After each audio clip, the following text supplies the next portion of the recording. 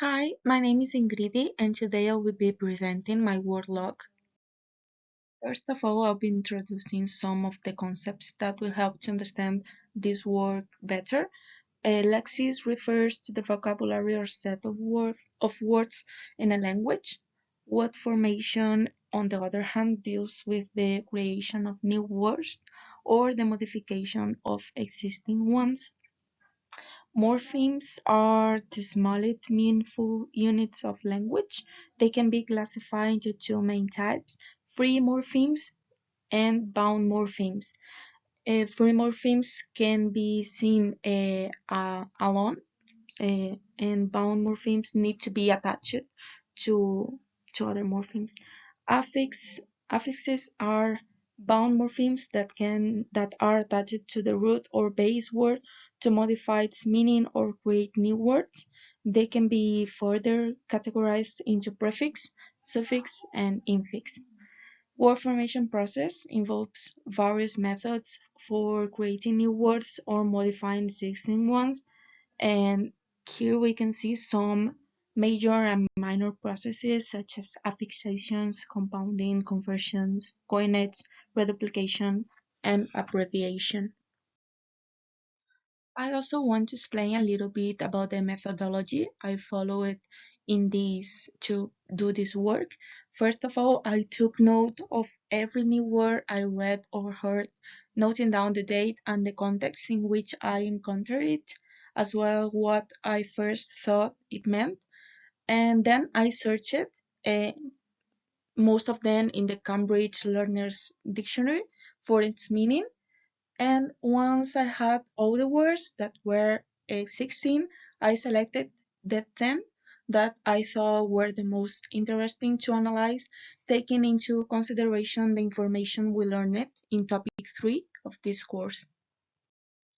Here we have the first part of the table I did with the words I found, and the highlighted ones are the ones that I will analyze later. So we have first unabashed, that I found it in the sentence her unabashed slaughter. It's through the air, and I thought it would be a synonym of loud, but it actually meant without any worry about possible criticism or embarrassment. And then we have the word embody and the sentence I've always admired how she can embody grace and elegance. And I thought it would be like someone else. And it's actually something like that. In Spanish, it would be like encarnar. In this second part of the table, we have first the word shivers, that is from the Ed Sheeran song Shivers, and I selected this sentence. And when you're close up, give me the shivers.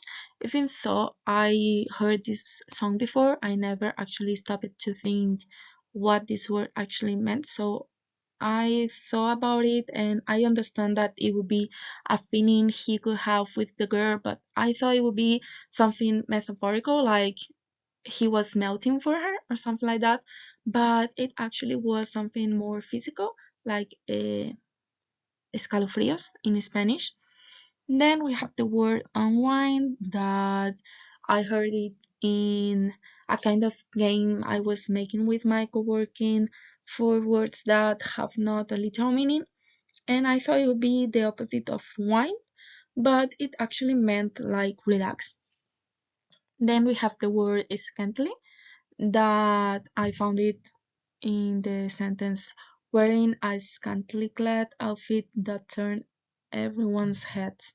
And I thought it would be like something like charming, but it was actually in a very basic way. And then finally we have the word seesaw, and I heard it in a playground. I saw a mother saying to her daughter that they could go together to the seesaw, and I thought, because of the context, that it would be a type of playground equipment, and I was right. So in this last part of the table, we have the as the first word obnoxiousness, and I saw it in the following sentence. His obnoxiousness really hindered productive discussions and created a negative atmosphere. And I don't know why I thought it would be like a synonym of obsessed, but it actually meant something like totally different, that is disapproving. Then we have the word uncalled, and I saw it in her comment about my personal life was completely uncalled for, and I thought it would be the opposite of call, like I didn't ask for it, and I was right, it was not asked for or not invited.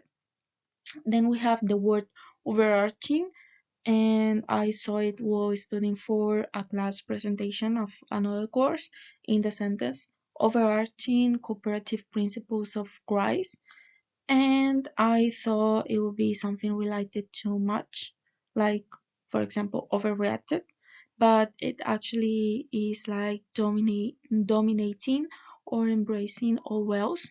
Then finally we have the word misdirected, and I saw it in her anger was misdirected towards the innocent, and I thought it would be something that is not being routed to the right person, and I was right. It was like desviar.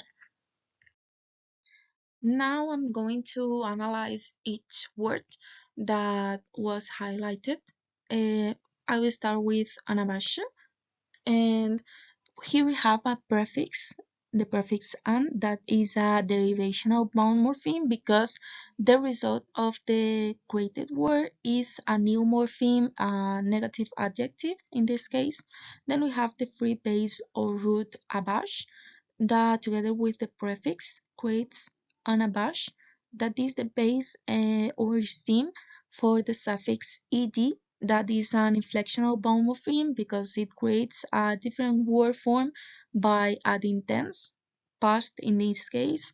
As major processes, we have the process of affixation because we are uh, adding a prefix and a suffix to the base in this case, and the process of conversion because first we have the verb abash, and then we have the adjective anabash, uh, and by adding this negative adjective prefix, and then we have the verb again with the suffix ed, and then we have the word embody that we have the free base or root body with the prefix m, that is a derivational bound morpheme indicating in.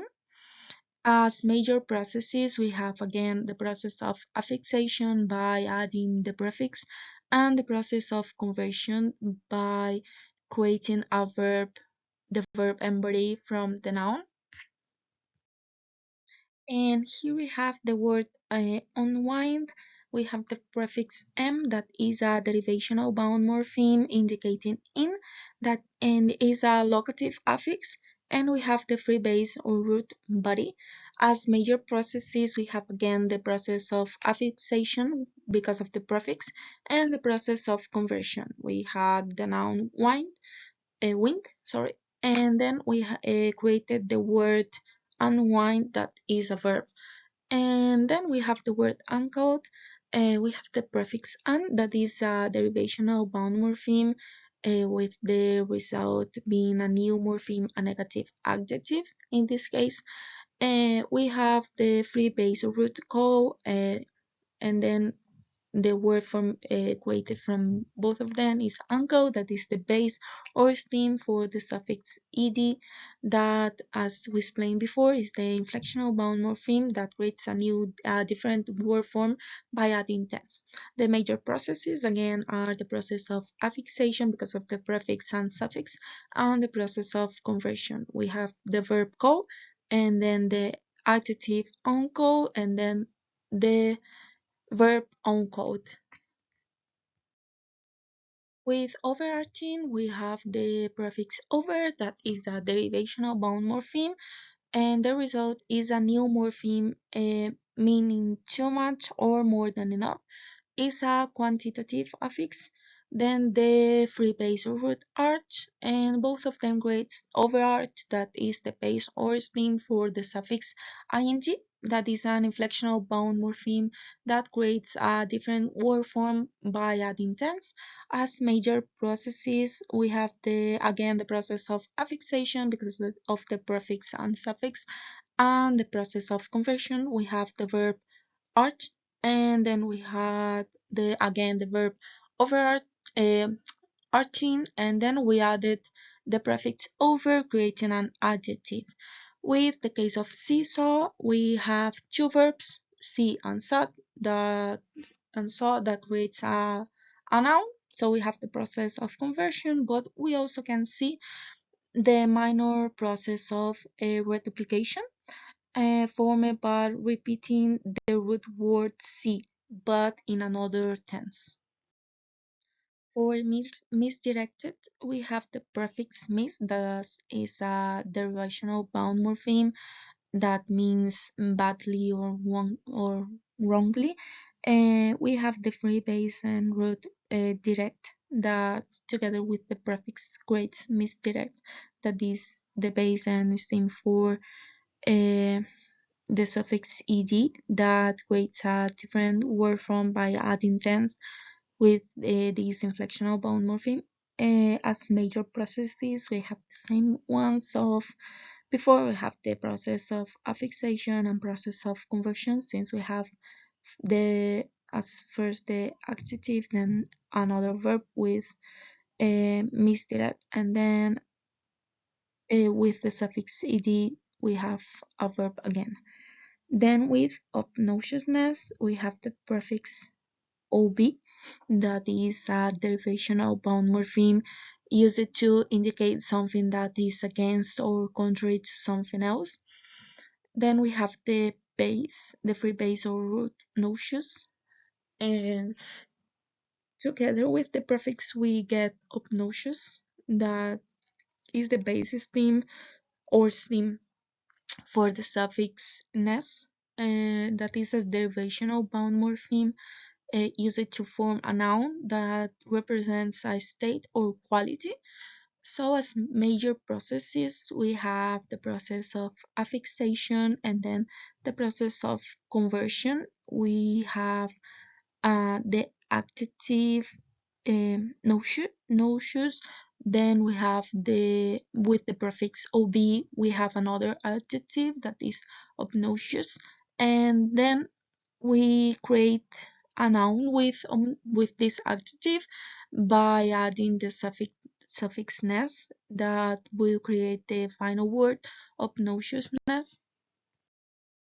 For the word shivers, we have the noun shiver that is a free base and stem, and we add the suffix s, that is an inflectional bound suffix that indicates plural. As major process, we only have the process of affixation. Then scantly, we have the adjective scant, that is the free base and root. Then the derivational bound suffix li, that is an adverbial suffix forming from adjectives, adverbs signifying in a manner denoted by. So the major processes are the process of affixation again, and the process of conversion from an adjective to an adverb. In conclusion, I found out that the predominance in my work is the process of affixation and the process of conversion. I found out of them in 9 words, each of them, and I think it is because they are like the most common processes when we are talking about word formation. We found them in a lot of words, and I think that is the cause.